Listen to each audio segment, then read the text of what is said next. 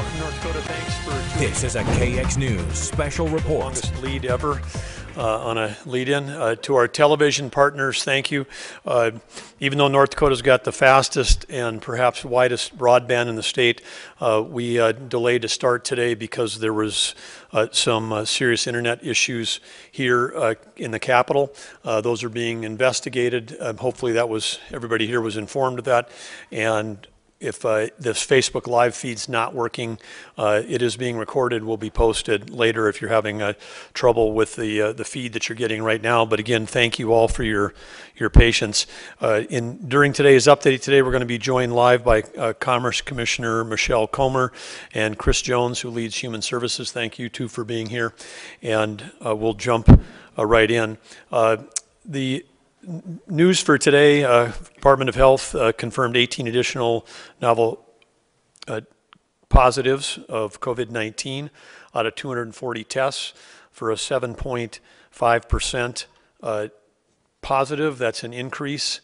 And again, that brings our rolling cumulative positive rate since the beginning of this outbreak to 4.3, which is the sixth lowest in the country. I'll jump right away to the next slide, which I'll call testing team effort. The real news here today is that we had a disappointing low number of tests taken. And so this is a testing team effort is a cry to for the whole team to come together across the state. There's a number of things. Anybody who's an epidemiologist would understand that often weekend data gets distorted. When we're reporting here on a Tuesday a low number of tests, that means that we had likely very few regular people calling in, walking in, or seeing a provider this Saturday or Sunday in terms of getting tested. And so that would lead, on about a 2-day lag to our low numbers today. In addition, we did not have any big targeted testing efforts that were driven by the state over this past weekend. And so coming off of a big day yesterday where we had record number of days and we've had a fallen way back to a low number today. You average those 2 days together and that still puts us at about that 650 run rate, and where we want to get to 1,000 or more on a regular basis. So to get there, again, we have the number of test kits in the state available. They're available at clinics and hospitals and around the state. Again, our providers around the state would ask that you call before you come in. And if you are someone, again, I know that occasionally we still see a story that somebody says, hey, I wanted to get tested, I had symptoms, but I was turned down. If you're one of those individuals, if you've got the energy to write a Facebook post, hopefully you'll have the energy to call the North Dakota State Health Hotline, and we'll figure out a way to get you connected with a provider and get you tested. Because the way we work our way out of this is with higher testing rates. It's important when we talk about this testing team effort because there's so much focus these days around reopening. It's important that even the White House criteria, the guidelines that were put out, talked about having lower positives, but there was a caveat. It was lower positives if you had a higher absolute number of tests being taken, equal or higher number of tests. So getting lower positives, just lower physical number of positives just because you're testing less does not meet the White House criteria for reopening. So again, we're asking for those folks out there that if you think you need a test, keep advocating for yourself until you get one. We're at the state going to take the efforts that we have already deployed successfully in multiple counties across the state, Slope and Stark and Montreal and Grand Forks, and we're going to be driving that up even higher. We've done some of that in Cass County as well related to long-term care, but we're planning numerous more rapid response teams going out to make sure that we can coordinate with local health officers and with local providers to make sure that we're getting as many tests as possible. Back on testing data, Again, with that big surge that we had yesterday of 1,117 tests, we did move up to 9th in the nation on per capita testing rate. It's possible to drop back down to 10th tomorrow after the lower day that we had today. Our positive case rate at 4.3%, which was on the first slide, we're the 6th lowest in the nation, so we're dropping there. Dropping is not a good thing, but we're now behind Hawaii, Alaska, Montana, West Virginia, and Wyoming. In terms of the currently hospitalized, we're at 17, and that is the same number, but that's there is a put and a take in there, which is that one person was released and another person entered, and happily we've got no additional deaths to record. In terms of the case trends that we have in the state, again, this distortion of data with having a very low testing date.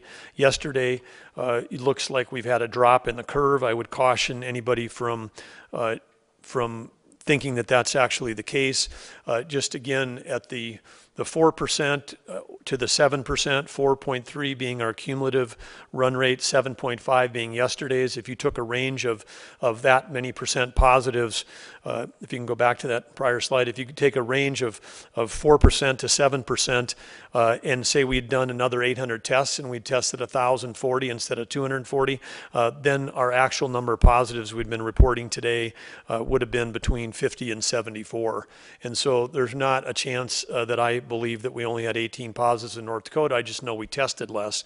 And so we should think about the number of positives that we have in that range, because nothing to indicate that that's not the case. And with that, we did have on Sunday, again, when you've got less people being seen clinically, Sunday we reported 0 recoveries. Today we're happily recording, after a Monday with people back seeing their providers, 25 newly recovered cases, and 25 newly recovered cases is a record. And so a combination of a Monday's worth, perhaps a weekend's worth of recovered, combined with the lack of testing, we saw a net -7 decrease in active cases, and that's why that chart drops down when the reality is, by all measures, is that the number of active cases surely went up in North Dakota in terms of if we had been able to keep testing at our prior run rate. As we take a look at the increased rate of positives with this 7.5% that we had even today on a slow day, this is the chart that's going the wrong direction. Positive rate of completed tests is one of the White House measures that they're looking for in terms of whether or not you would reopen. So again, we have more work to do in the days ahead to try to turn the corner on this, and the way we do that is continue to follow all of the North Dakota SMART guidelines.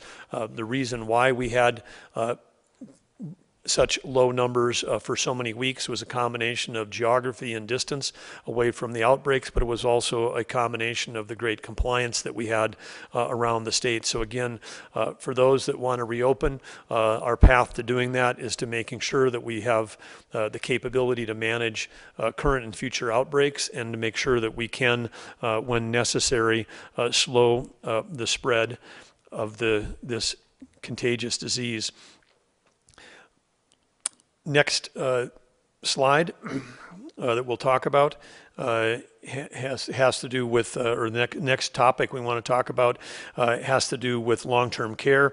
As I've said, one of the criteria for reopening, one of the 8 criteria that we focused on, is whether or not we've got in place comprehensive and rapid ability to respond to outbreaks that would occur in long-term care facilities. We know that from the beginning of this, in Kirkland, Washington, where 35 people died in one facility, or in New Jersey, where recently as 70 people passed away from the same facility, we know that this is one of the most challenging parts is how to manage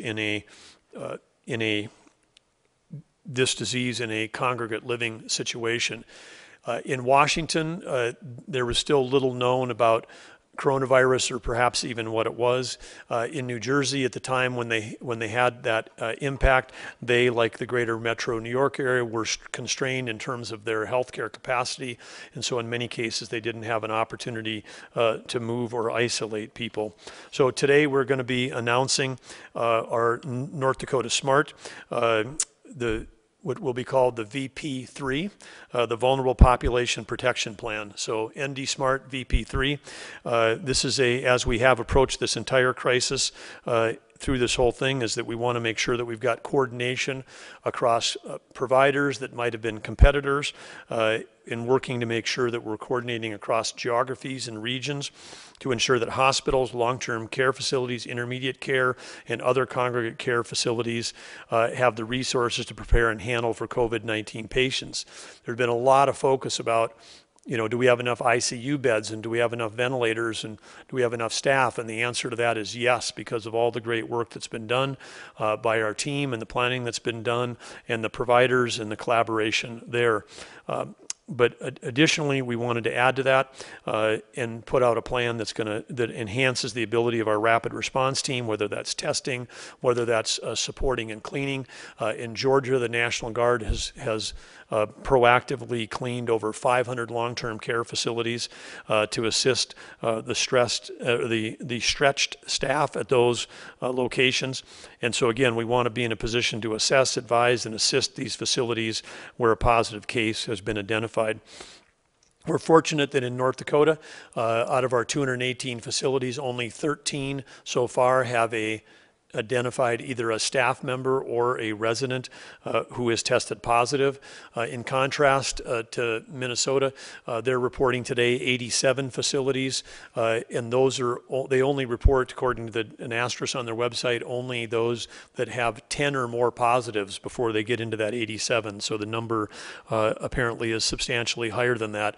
We've had some outbreaks here in long-term care facilities and other congregate living facilities. We have an opportunity to act quickly, and this is a place where we really can work to save lives.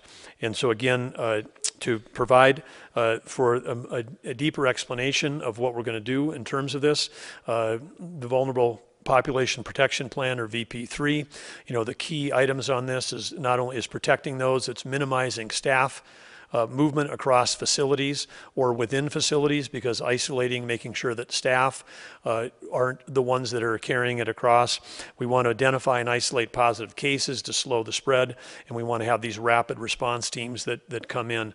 And bottom line is, if we've got this healthcare capacity, if we've got beds available in our state, there's no reason that we shouldn't have an expectation that if we have a positive case in a long-term care facility, that we're able to isolate that person either effectively within that facility, or if necessary in another facility where they can receive equivalent or better care, including again, the coordination between our excess capacity in hospitals and long-term care facilities. So again, there's been a lot of work that's been done on this by a lot of people, but pleased to have Chris Jones leading that effort. He's had a full plate managing all kinds of things across his role in human services, but here he is today to talk about VP3. Chris, thanks for being here.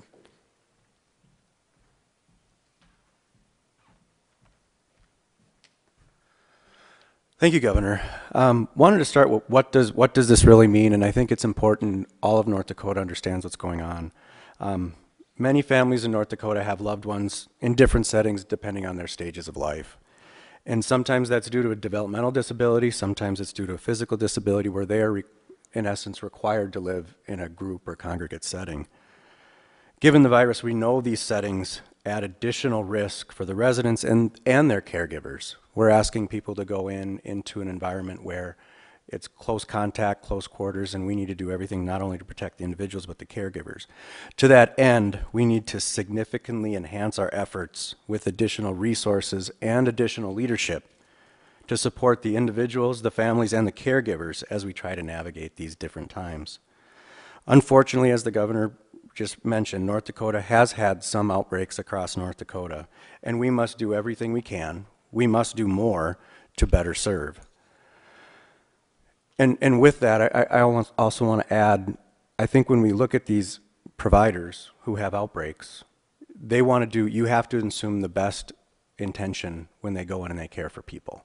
So even as we go through this and we hear of places where there are individuals who become infected, caregivers who become infected, we need to all work together to solve the problem and not blame the provider or blame an individual for this. I've talked to a number of providers who really want to do what's best for their staff and, more importantly, those they care for. So to that end, we will be working much more closely with providers across all provider types, including hospitals, nursing homes, and other congregate settings such as intermediate care facilities. And just to define what an intermediate care facility is, they're residences where individuals with developmental disabilities reside. And sometimes people in a intermediate care facility are at even greater risk than those in nursing homes, given they have compromised immune systems, they're on ventilators, they just have needs that need to be met that put them at significant risk also. The goal is to work together as a state to ensure that citizens of North Dakota in these settings are in the safest place possible, which may not be where they are today. To that end, we will also be providing more guidance and will be much more directive on where and when a resident or patient can be transferred or discharged, and the protocol to reduce the risk to the individual and those in their housing setting. We must be more directive as a state where these individuals can live to protect them and their caregivers. We will also be enhancing the work of the rapid response team to quickly assess, advise, assist, and specifically direct transfer from congregate living facilities when they have a positive patient or staff member. The team will work with facilities to ensure proper infection control and will be a trusted resource to offer technical assistance. We intend to kick off this enhanced effort tomorrow, and it will be developed over the coming weeks, along with the announcements made yesterday on testing and contact tracing. As the governor said, North Dakota is fortunate to have healthcare resources that we have, and quite frankly, we more than believe we have enough, which makes all of this possible. And now we must deliver on delivering care and protecting those who are the most vulnerable. While the state has invested in care for the vulnerable, we all must be willing to use a growth mindset, think differently, and be open to change at the local level to protect those who can't necessarily protect themselves. Thank you.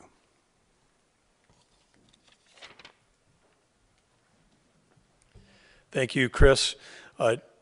Appreciate both your empathy and your action on this important step that we're taking.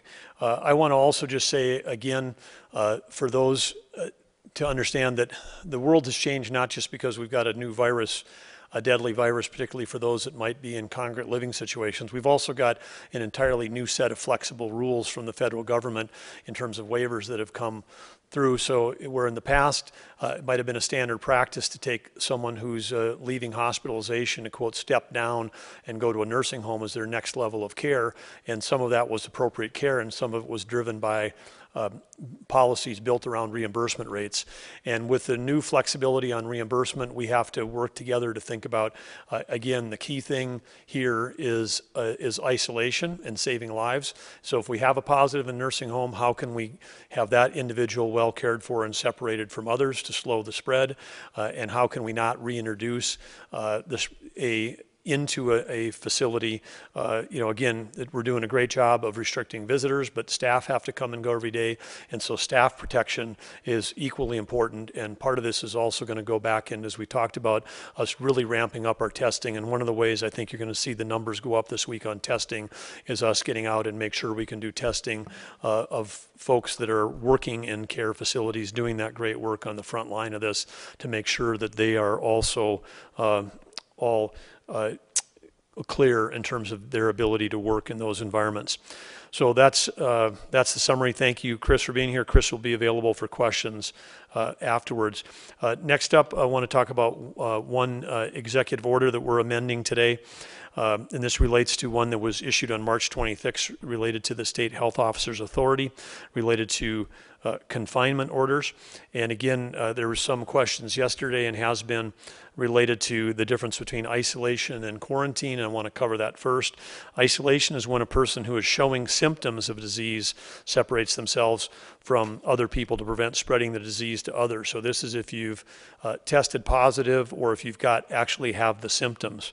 Quarantine is an example when we've got someone who has a known exposure to someone who had the disease but does not yet have the symptoms, but they quarantine themselves, separate themselves for a period of time to prevent potentially spreading the disease to the other. For this particular disease, COVID-19, 14 days is the recommended time from the last time an individual was exposed to a case while the case was contagious. So again, that's the definition of isolation for people with symptoms, quarantine for those that are not yet showing symptoms, but they're both separating themselves to prevent the spread. Since the March 26th order, local health units across the state have been doing a great job dealing with community members who've been infected or exposed. And in some cases, a small number of those, less than 20, we have found cases where people have been either unwilling or unable, perhaps due to housing, to comply to the state health officer's confinement order. These individuals, because they're in a position where they either could be infecting others or potentially infecting others, represent a public health risk, and they do require the individualized confinement orders. And what we're driving with this revisement here is allowing local health officers to take action through a whole community approach, and then they can respond better on a case-by-case basis through isolation or quarantine orders for community members. And so this is about local control and local engagement and making the best decisions locally. This order does not impact the oversight authority of the state health officer, and it's critically important that we continue the great collaboration between local health officers and the state. So that amendment is out and posted. Next topic is going to be CARE 19, I believe, and but as we maybe as a setup to that, we can talk a little bit about the step-by-step reopening process, and we'll highlight again on the step-by-step reopening that we had some criteria. One of those was widespread rapid testing, and you heard us yesterday announce that Brigadier General Schulte is leading that effort, and as it relates to contact tracing on a robust thing, Vern Dosch has joined to lead that. We're very excited to have both of them in place. And the key topic here that I'm going to talk about is CARE 19, and then we'll come back to the standard process for reopening. But CARE 19 is one of the elements that really relates to the contact tracing, and we're excited to announce today that we're launching the much-awaited version, the Android version of CARE 19 is coming out today. I see some fist pumping going on right here in our limited audience, but I want to thank those over 20,000 individuals who downloaded the iPhone version of that and have already enabled their location services. Remember, CARE 19 app is entirely voluntary, but again, we want to highly encourage everyone to help us improve our ability in North Dakota to better scale and efficiently do contact tracing. This is one of the things that's going to allow us to reopen. Your privacy is essential, and having privacy was at the core of the design of this product. The information that's collected about location is not associated with you, not your phone number or any of your other personal information, not your email address, and the app is free for individuals to download. The CARE 19 app is also going to keep getting better. We did have some questions yesterday about location. The new version is going to offer improved location tracking and other capabilities. It'll also incorporate joint Bluetooth proximity tracking. Many people that follow tech probably saw the really incredible announcement that Apple and Google, the two largest phone providers in the world, they announced a few weeks ago that they were going to figure out a way to get the algorithm, because each of them used different approaches for Bluetooth, that there's going to be interoperability between the Apple and Google platform on Bluetooth proximity tracking, and the CARE 19 app will be able to incorporate that capability.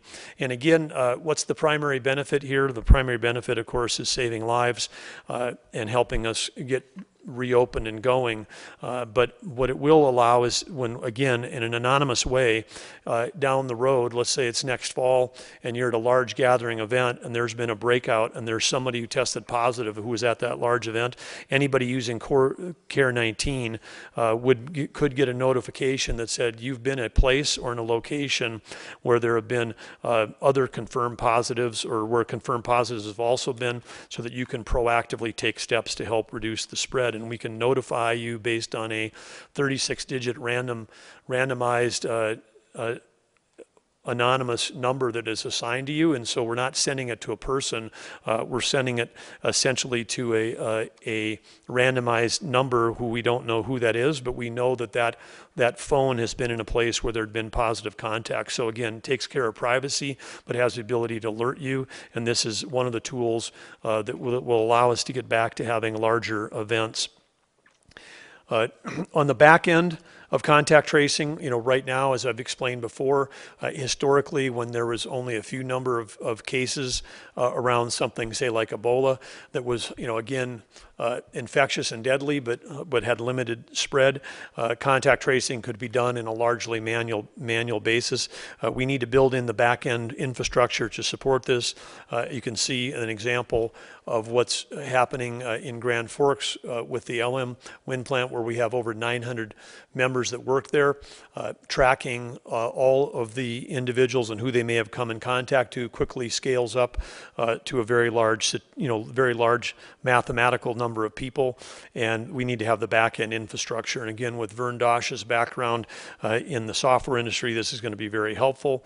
The state of North Dakota had an existing contract with Microsoft, and so through an existing contract, we were able to quickly stand up Microsoft Dynamics CRM solution, CRM standing, meaning customer relationship management, because that's really what this is in terms of a tool, and we'll be able to track those cases and improve this electronic case management in coordination with local public health officials. And this automation is gonna help us be quicker and more efficient and save state tax dollars and time and money. So again, to help on this, please download and use the Care 19 app. Get it from the App Store and now the Google Play Store, and the links to that can be found at the ndresponse.gov COVID-19 resources Care 19. And you can help us with the North Dakota Smart Restart, and you can help us save lives.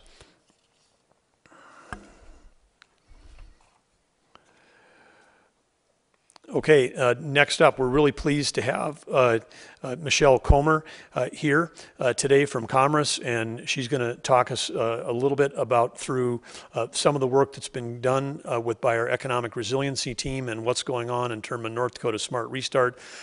Getting lots of questions from business owners that are navigating through these challenging times, but we want you all to know that as someone who spent my entire life in business, and including small business, both at the beginning and sort of the end of my career, understand all the trials and tribulations and all the heart and energy that you've poured into building those businesses. And while there are a lot of federal programs that are out there that are providing unprecedented support, we know that in some cases this isn't enough or isn't coming close to meet the need. And so we want to continue to listen, continue to work with you. And of course, what we want to do is get this virus behind us so that we can get our economy open and rolling again. But the team at Commerce is working around the clock to do that, and under the great leadership of Michelle Comer, they're making a lot of progress. And here she is. Michelle, thanks for being here.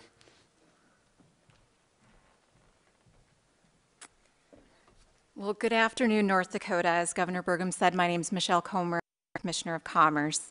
These past 5 weeks, the Department of Commerce has dedicated resources to help North Dakota businesses understand the CARES Act and the federal resources available to support small businesses during this trying time. Partnered with other state agencies, as well as the Greater North Dakota Chamber of Commerce, we have served more than 7,000 people through our 5 weekly business briefings. These efforts paid off, as we learned last week that North Dakota small businesses received more than their share of the pie, so to speak, more dollars per capita per small businesses when it came to the Paycheck Protection Program loans. Feedback from employers with multi-state businesses indicated that the leadership and support provided by our state government team was unrivaled in other states where they conduct business. We know there remains a need for additional financing for small businesses, and we are not taking our eye off that ball. We are carefully monitoring the deal that Congress is working on as we speak regarding additional funding for support programs, and we will bring more information to the business community when that information is ready. In this past week, we have pivoted to turn our attention toward North Dakota's Smart Restart. While the governor's office and the North Dakota Department of Health define the when, the green light, so to speak, based on things like infection control, infrastructure for robust testing and contact tracing, PPE availability, and as Chris said, our ability to protect our most vulnerable, the Commerce Department is working with industry work groups to prepare for the how. How will we safely reopen businesses that have been closed to protect against a rebound, to inspire consumer confidence, and to ignite our economy? Late last week, we began to extend invitations to associations that represented businesses that were closed. And using our networks, industry leaders where there were not associations, we formed groups. Since that time, we have established 6 separate working groups with members that represent the businesses closed by Executive Order 2020 6.3. The membership represents the diversity found within our businesses in our state, both rural and urban, large and small, sole proprietors and franchisors. And in North Dakota fashion, even when asked to be available immediately, to volunteer an abundance of time this week, everyone we talked to said yes. Workgroup members are aware that they are representing not just their own business, but their industry, and speaking for the greater good. Now, the goal of these work groups is to arrive at a North Dakota Smart Restart protocol that is both practical and effective at controlling infection and inspiring consumer confidence. Because we believe that in North Dakota, with our hyper-connectedness and our willingness to come out and support one another in times of crisis, even if we are competitors by day, that we will succeed at both reopening our economy and doing it safely. 4 of those 6 work groups met this morning, and the reports from those work groups will surprise no one. Each report emphasized the high level of commitment, cooperation, support, and mutual problem-solving attitude. Let me stop and express gratitude to those North Dakota citizens and business persons who volunteered their time and energy and passion on short notice and put North Dakota first, and also the team at Commerce that reinvents itself almost daily. It's our goal that in the coming days, each of these work groups will have a recommended protocol to safely reopen the businesses that were closed by executive order, with the exception of theaters, athletic centers, music venues, and recreation centers, which are by their very nature congregatory places. Those businesses will be addressed in the next immediate phase. After these recommendations are submitted, they will be then shared with the North Dakota Department of Health and either approved or returned with questions and suggestions so that we are ready when our health metrics suggest that the time is right for a North Dakota Smart Restart. Thank you.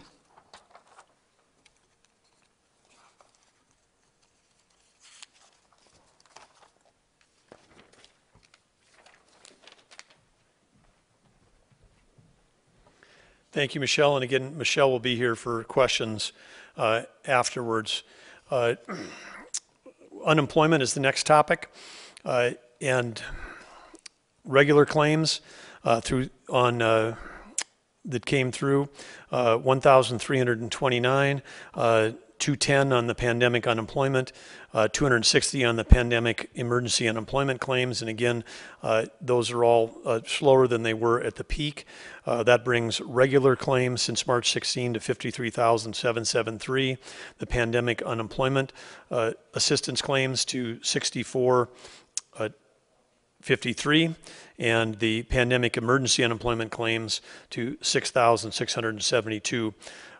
We know that there have been, due to calls and challenges and everything that we are having, again, in terms of getting one of these categories, the pandemic unemployment assistance claims, getting the checks out to individuals. We know that these insurance payments, unemployment insurance, are a critical necessity for each of you, and that would again be the 6,453 people that are in that. These were people that were self-employed, gig workers and others, contract workers who may not have traditionally qualified for regular unemployment compensation, extended benefits, or the other pandemic emergency employment compensation. So we know this is particularly important, and we know that any delay can create real hardship for these contract employees, some called 1099 workers. But as we're working as fast as we can to implement this program and to distribute these funds, we're expecting to receive final guidance from the U.S. Department of Labor tomorrow. And I want to commend our job service team for working proactively with the program on the North Dakota side, putting us in a good position to hopefully implement quickly once the final guidance is received. But when that final guidance is received, in terms of program guidance, then we actually have to program reprogram the aging mainframe, which I've talked about before. And once that computer programming is completed, we'll begin to issue those payments. And when we issue them, we'll include all the back payments back to the dates when people first applied. So again, I know how hard this is, but again, thank you for your patience. And please know that our team is working as hard and as creatively as we can, and they're literally working around the clock, both directly and with outside vendors we've hired to implement this program and distribute the needed funds as quickly as possible. And again, we can give you updates going forward on that, but again, we hope to and expect to receive final guidance from the Department of Labor tomorrow, which is another hurdle we need to keep moving forward. In our closing three segments, we've got behavioral health, good news, and gratitude. Behavioral health update. Of course, we know that the stress associated with created by the COVID-19 emergency can place undue pressure on individuals that are in recovery from the chronic disease of addiction. And we in North Dakota created a really fantastic program a couple years ago, and this was in connection with our Department of Corrections, the behavioral health team, the legislature, Office of the First Lady, and others have all been involved in making sure that this thing got off to a great start, was well understood, but it was called North Dakota Free Through Recovery. And again, this really was focused on serving people that had behavioral health needs and had prior criminal justice involvement, and likely that involvement related to the disease of addiction. Currently, there are 1,160 individuals who are receiving services and support from over 35 providers. There's more than 150 care coordinators. That was the new position that was created. 60 plus peer support specialists continue to deliver during this crisis great services and supports to assistant participants to help them overcome barriers and reach their recovery goals. I want to give a real shout out to the care coordinators and the peer support specialists, and again, all of those that are working in these positions and particularly those that have got lived experience, meaning they themselves have successfully been on a path to recovery. They themselves may have been intertwined with a disease of addiction, or they themselves may have had an interaction at some point in their life with our criminal justice system. But those individuals that are involved in these roles are literally our role models that are shining lights that are helping people move forward. And of course, for those that are wondering how this fits in and how this is paid for, a cost of incarceration in North Dakota remains at over $41,000 a year. And if someone goes through recidivism or ends up back in that system because of a infringement or crime related to their addiction, it's much more cost effective for us to be treating the disease versus incarcerating people with the disease. And so this makes a ton of sense in terms of being the right thing to do and also the financially smart thing to do for taxpayers. So this is a win-win-win all the way around. Program participants during this emergency are continue to receive COVID-related communications and ideas related to housing, employment, recovery support, food, transportation, and tech support for video communication, because again, this is a pay-for-performance program. People that are involved in this, that are working as care coordinators, are compensated more if they can help their clients achieve some of the basic social determinants of health. That includes getting a place to live, getting a job, and getting a driver's license, and all the things that many might take for granted, but are absolutely needed if you're on a road for recovery and coming out of the criminal justice system. So I want to express deep gratitude to all our providers, the care coordinators and peer support specialists who continue to serve others while navigating the impact on their own families. I want to thank Pam Sagnas and her team in behavioral health, and Chris Jones and their leadership. I want to thank Senator Judy Lee and others in the legislature who also helped pioneer this. I want to thank Chris Jones. I want to thank Leanne Birch, and of course I want to thank our courageous First Lady for championing all those people who've had the challenge to deal with the disease of addiction. Next topic is good news section. In today's good news, maybe slightly old news, at least for one person who's listening, because radio legend Dave Thompson already beat us to the punch and featured this story as a good news story on Prairie Public, but we wanted to as we say, give a little top spin and some others to know about what Dave's already reported on. And as we work through the spread of COVID-19 in North Dakota, there are plenty of low-tech options that are extremely effective. One of the best possible ones is just washing your hands and doing it well. Practicing physical distancing, which I learned another good tip on the other day, which is if you want to be more than 6 feet apart, that means that if you've got your arms out and somebody else has got their arms out, that means you're not touching hands generally, because assuming, and add a little if you're shorter, because for most people their wingspan is about equal to their height. So if you're below 6 feet, add some more, or if your arms are extra long. In some people's cases, you don't have to, but anyway. We have some high-tech ways that we can also help us slow the spread as well. And right here in North Dakota, we consider ourselves to be a leader in unmanned aerial systems, which we are across the nation.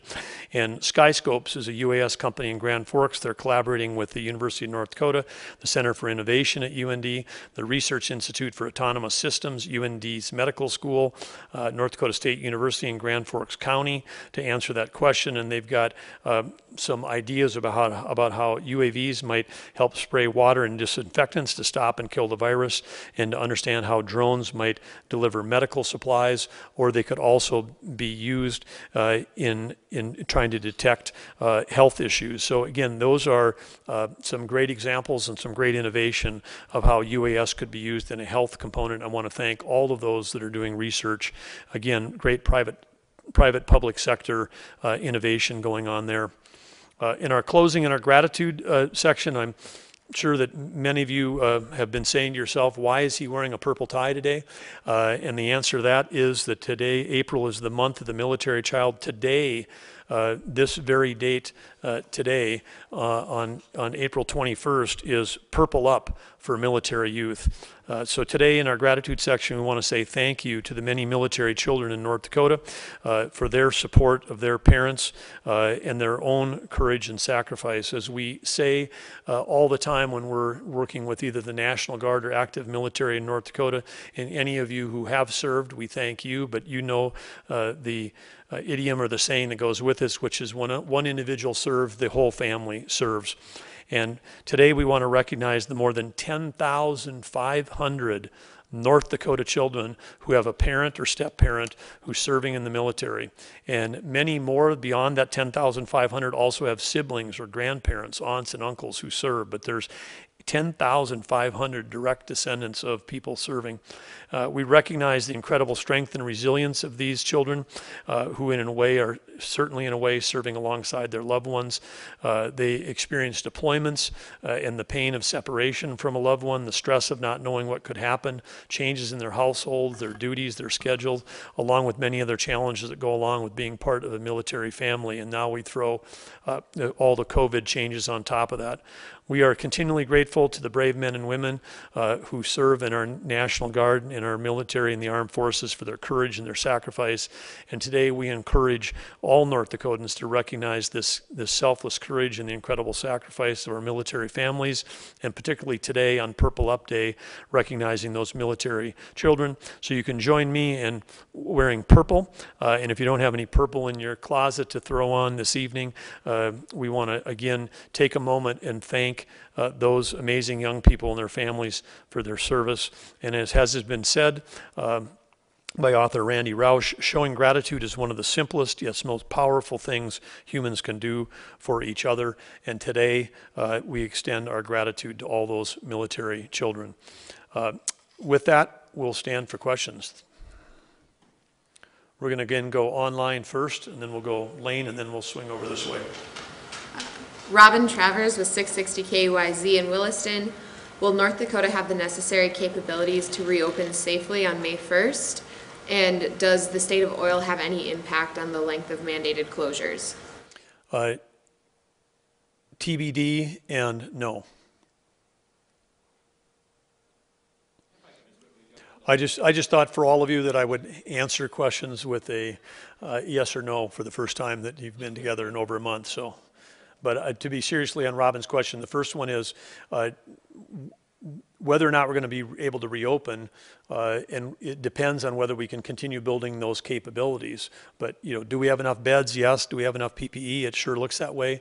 You know, testing, as I said today, put out a call for everybody. We've got a North Dakota-wide, all the providers, all the individuals. We've got to get our testing numbers up if we want to get reopened.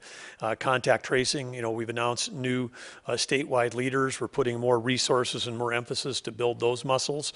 And there's a lot of time between now and May 1st. But the virus doesn't understand the calendar, and we've got to be ready to go. The oil price, we talked a little bit about that yesterday. Obviously, that's a big concern for budgeting, but the price of oil is not something we can control, and it's not anything that's going to influence we can't take something we can't control and have that influence a decision on whether or not we'd reopen. So I would separate those two things. If I can just quickly jump in on the follow-up on that. Ultimately, it comes down to your signature. Gauge your level of optimism for May 1st. Well, I'm confident that we're going to continue to make great strides between now and then, but I can't predict human behavior. I can't predict. I think that as we're seeing other parts of the nation start to open up, the pressure will continue to increase here. I predict that compliance will start to erode, both combination of sort of cabin fever, fatigue, and also spring weather in North Dakota. And so I think we have the potential to see compliance go down, which could help infections go up. And again, what was announced here by Chris today, if I can get more confident about our ability to really protect those people that are in long-term care or congregate living situations, then we're taking less risk literally with people's lives when we think about opening up. But again, having said that, when we were talking about opening up North Dakota style, let's be really clear. When Michelle was up here talking about businesses and working with people to reopen, that does not include energy, agriculture, healthcare, or education, because they're all open. Okay, we're only talking to those small segment of the economy where we actually put in state mandated closures, personal care businesses, bars and restaurants, et cetera, you know the list. But that's a small portion of the economy. Everything else is open. If some other business is voluntarily closed, they have every option to decide today that they want to reopen if they voluntarily closed. You know, hospitals that stopped doing elective surgery can start doing elective surgeries today, tomorrow, if they see fit to be able to do that. So again, I want to make sure that we're talking about let's not let the national discussion blur into North Dakota about what's open or closed, because a very narrow part is here, and we've got more open than almost any other state already. So in some ways, people say we should lead the nation. Well, we are leading the nation because we've already got more open than most other states do. Lane? Governor, today I talked to a man who is a construction worker and already receives unemployment at this time of the year, but his unemployment has now run out and he's applied for these expanded pandemic benefits. He wasn't receiving them, so he was trying to call job service offices across the state. One of them finally told him, because of these guidelines that you guys are waiting on for the Department of Labor, that without those, they can't send those benefits out. Is that true? Well, it's true if that's the program that he qualified, if it's true, if it's what he qualified under. But I know that the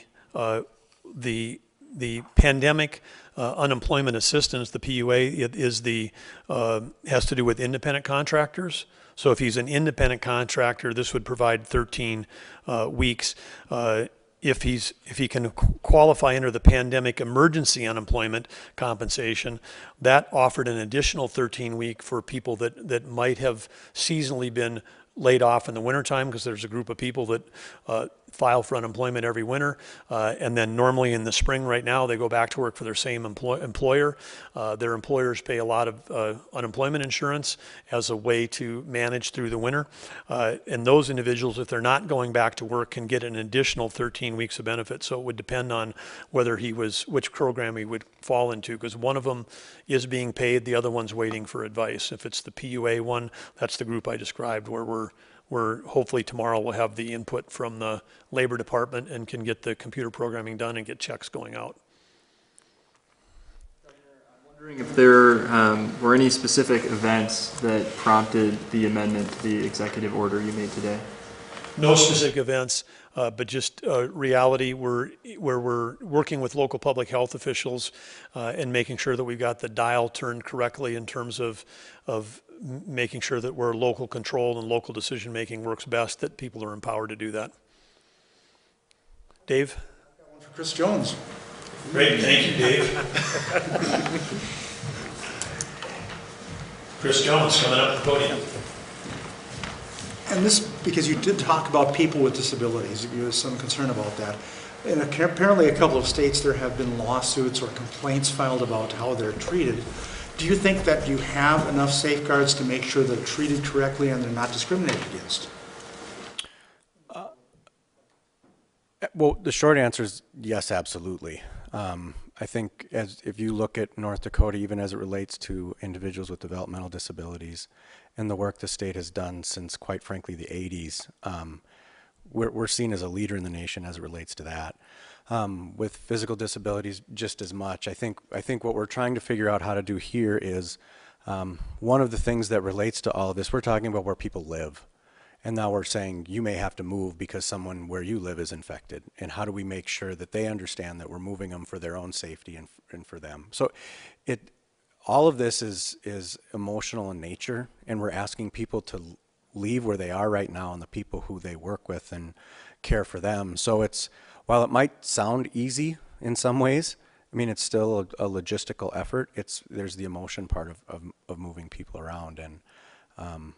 And I think some of you are aware of the Olmsted and making sure people are in the least restrictive environment, and we have to take that into consideration as we move folks around. And sometimes we may have to move them into a more restrictive environment only because it's where they will be safer. So. Was that another question for Chris? Okay, don't get too far away.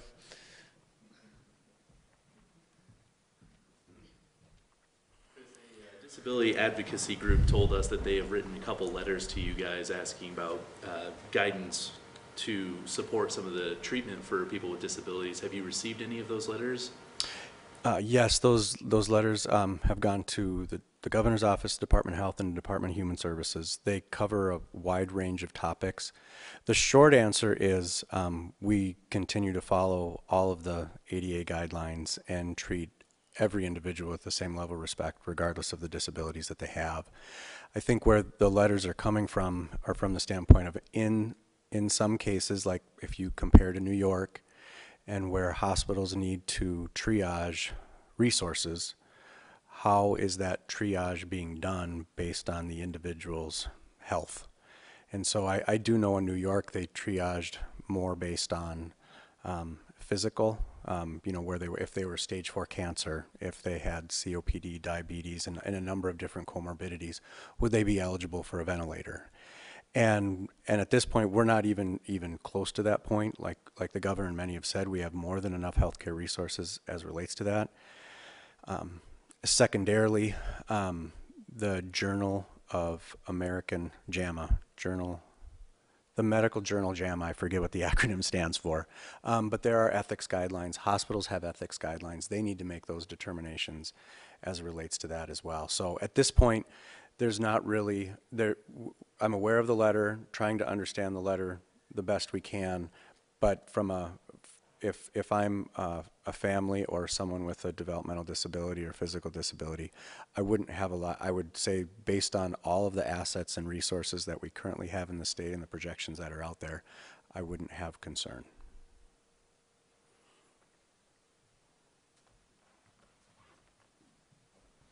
We'll go online and then back to Jacob. April Baumgarten with the Forum of Fargo-Moorhead. Are there any updates on where North Dakota plans to go for the next to do surveillance testing, and have other states contacted North Dakota for advice on how to do that? We have plans, but none of them are announced yet, ready to be announced today. And when we do those, we'll be generally announcing those locally at first, and then reporting on them afterwards to make sure that we've got the right resources. And then other states, we're in constant communication with other states. I was on a call last night with about 20 governors, lots of information sharing, going back and forth between states about activity that's going on. And I think, again, we have know that we've got some nice kudos from Dr. Birx last week relative to the work that we were doing on surveillance testing. And so that was, we know that there's been recognition at the federal level for what we've done so far, but we want to take that to a whole nother level going forward, meaning, more of it than what we've been doing. Jacob?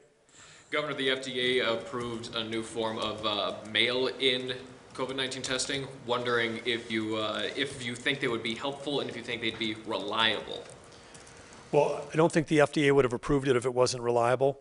And again, my understanding, this is several weeks away from availability. It's being delivered by some of the national labs, and it would first be available for frontline EMS and healthcare workers. So, it is a take it at home self-test. You swab up each nostril, put it in an envelope and send it off to a national lab, and then you find out your results on a secure website. And so again, that's a great, disruption brings innovation. That's a great innovation that we have that and that's coming. But again, we're not quite at the take it at home, because again, the people that would be doing those self-swabbing would be people with medical training, would understand, how to do that to make sure they're getting a good sample. But I think again, that we're going to continue to see more innovations like this on this front. But as the weeks unfold down the road, if this helps us get even more broad-based testing, or if again someone doesn't have to go to a medical facility where they might carry that infection with them into that medical facility to get the test. This is why the drive-up testing is so valuable, because it preserves lots of PPE and keeps people out of our facilities where we've got other people that may have immuno problems, but that we don't want to expose. So keeping people with symptoms outside of that. So that's another, I guess, an advantage of this time of year, that weather's conducive for us to do the drive-up testing. But this could be another tool in the toolkit going forward. Online question? Jean Schemp with Hometown Radio Group in Minot and Bottineau. As you acknowledged in your comments, there are still reports of people being turned away from testing. Is there more the governor's office or the state health department can be doing to work directly with health units or local providers to make sure people who should be getting tested are? And could these local health providers not be getting the message that they should be testing more? Well, we're going to make sure, and this is something that General Schulte will be working on. We're going to make sure that all of our communication to providers, all of the guidance that we're providing, all of the concerns that people have about whether it's shortage of tests or who should get screened, and part of that. So I mean, as part of the early part of this message today is that we've got to have a statewide team effort on testing, and that's going to include people advocating for themselves to make sure that if you need a test, you you keep working until you get a test, and for the health providers to make sure that they are ready and have all the test and test kits and capability, because we have the lab capacity, we've got the kits, we have it. I mean, right now, if you're certainly someone who's symptomatic or someone who's been in close contact with someone who's positive, we should absolutely positively have the testing capacity, and we need you to step forward if we're going to get our testing up where we need it to be. So in addition to the targeted testing that I'm talking about that we can drive and control, where we'll go in and test, everyone in a nursing home and all the staff, we're going to be doing more of that. But if you're just, we'll call that outbound, where we're going out and making sure that we're protecting the most vulnerable, but the inbound, which is individuals like you that have to say, hey, I'm going to go get a test, and the providers have to work together to make sure that we're driving those numbers up, because if we don't, we're not going to have a clear picture, and we put everybody at risk. Jeremy, and then Jacob. Employees are concerned about how their employers are handling certain guidelines related to social distancing and that sort of thing. What should they do? Well, I think number one is talk to your employer. I mean, I think the greatest, good companies have got really strong communications plans with all their team members. I mean, this is, like I said, an environment where, 4 weeks ago, we had 30,000 jobs open.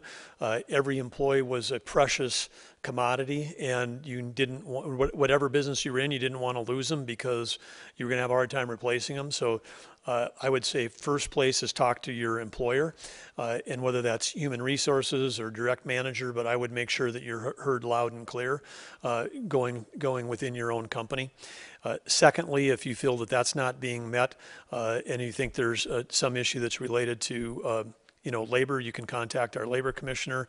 If you've got general ideas about healthcare practices that might include businesses that we've mandated closures, we're taking all kinds of inbound suggestions from business owners and employees as part of the work that the team is doing at Commerce, and so we're all ears if people have got concerns. We want to hear those, and we want to address them, because that's part of the way we move forward together. Jacob? Are schools part of the reopening plan? Right now, schools are not on that. If you look at the guidance of the, phase 1, phase 2, phase 3 from the White House, schools and universities that are currently closed are not part of that phase 1 plan. We are pleased, of course, here in North Dakota that all of our education institutions are running and delivering education, and that's going well. We haven't given up any, we haven't given up completely on the idea that we could have somehow, some way, bring back some of those traditions, particularly when we think about those over 10,000 seniors in North Dakota. I think that the inspiring pictures of, they were, I'm sure will be a historic marker in time, but the Air Force Academy graduation last weekend, where Vice President Pence attended, again, there's a way to do a live event with social distancing and get it done and not deprive people that have worked for all those years to get a degree. And maybe we'll see some, creative ideas coming out from the K-12 sector about how to potentially do that. But right now, that part of it doesn't have the issues. K-12 doesn't have the issues of unemployment. Teachers are getting paid, superintendents are getting paid, kids are getting educated. So there isn't the same level of concern there we have about businesses where we've mandated closures. So we're addressing those first in line as part of the reopening. One more question. We're gonna just Lane, you get the last one. Governor, do you have a number or an estimated number of how many people are working across the state as contract tracers? I don't have that number, but I'll get it for you, because we're trying to ramp that number up, and I know that we'd reported a couple weeks ago that we had as many as 250 that we had hoped to have trained and ready to go, but I know there's been efforts that are being stood up in some of the tribal areas, so that's a number we'll get to you, and I'm sure that if Vern Dosh is listening, that he's already on it. Okay. With that, I want to also say, I think, is it accurate for me to say that, Michelle, are you available for press afterwards? We didn't have any questions for Michelle. I'm going to take off, and we'll close out today's televised briefing. So again, thank you all that are tuned in today. Thank you for, again, shout out, Purple Up to all those military children. Grateful for you, and grateful to everybody in the state that's doing all the positive things to keep us moving forward.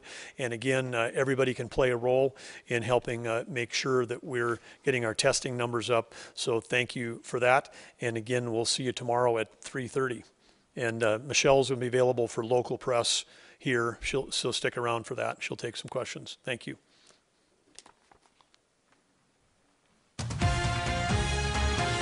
This is a K